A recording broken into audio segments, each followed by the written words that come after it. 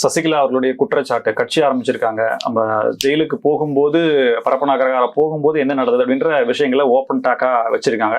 தேர்தல் நேரத்துல சசிகலாவுடைய வருகை யாருக்கான சாதகம், யாருக்கான பாதகம்? இல்ல, தேர்தல் நேரத்துல சசிகலான வருகைன்றது அந்த வீடியோ ஃபுல்லா பார்த்தவங்களுக்கு கண்டிப்பா புரிஞ்சிருக்கும். ஏன்னா அவங்க பேசிக்கிட்டே இருக்கப்ப பாதி கூடாரமே காலி ஆயிடுச்சு.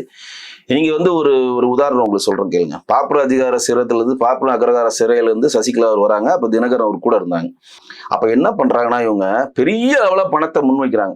அப்ப டிஎம்ஏ ஒரு லாயர் அவங்க கூட இருந்தாங்க, சோழன் நினைக்கிறேன் அவர் பேரு. நாள் கணக்காச்சு அது அந்த சிறையில் இருந்து சென்னை வர்றதுக்கு 4 நாள் 5 நாள் எடுத்து ஒரு இடத்தையும் கிராஸ் பண்றப்ப பூவை போட்டு அதை போட்டு இதை போட்டு ஒரு பிரம்மாண்டமான ஒரு இதை பண்ணாங்க.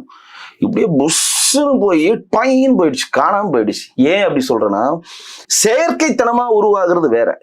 நல்லா பாருங்க, தன்னிழ்ச்சியா இப்ப விஜய்க்கு நல்லதா கெடுதா விஜய் பிரியாணி கொடுக்காம கோட்டை கொடுக்காம ஒரு கூட்டத்தை சேர்க்கிற வல்லமே அவர்கிட்ட இருக்கு. அதை நம்ம ஒத்துக்கணும், மறுக்க கூடாது. அவர்கிட்ட அந்த கவர்ச்சி இருக்கு. சினிமா கவர்ச்சி என்ன கவர்ச்சி அது வேற விஷயம். ஆள் வராங்க. கமலஹாசனுக்கு இருந்துச்சு, விஜய்க்கு இருந்துச்சு, ரஜினிக்கு இருந்துச்சு. சினிமா கவர்ச்சி, அது ஓட்டா மாறுன்ற கான்செப்ட் உள்ள போலாம். ஆனா இவங்களுக்கு அந்த கவர்ச்சி எல்லாம் கிடையாது. டெய்லி 1000 ரூபாய் பிரியாணி, அங்க போய் நிக்கணும், பூவை தோணும், அம்மா வாழ்க சின்னம்மா வாழ்கன்னா கத்தணும், இப்படின்னு தான் கொண்டு வந்தாங்க. அந்த கட்டமைப்பு காணாம போயிடுச்சு. நேத்து வந்ததும் அதே மாதிரிதான். சின்னம்மா வாழ்க சொல்றப்ப மூக்க சொல்றப்ப கை தட்டணும், கால் சொல்றப்ப விசில் அடிக்கணும், அப்படி பிறகு சொல்லி கொடுத்துருப்பாங்க. அந்த மாதிரி எல்லாம் பண்ற மாதிரி ஒரு கட்டமைப்பை ஏற்படுத்தினாங்க.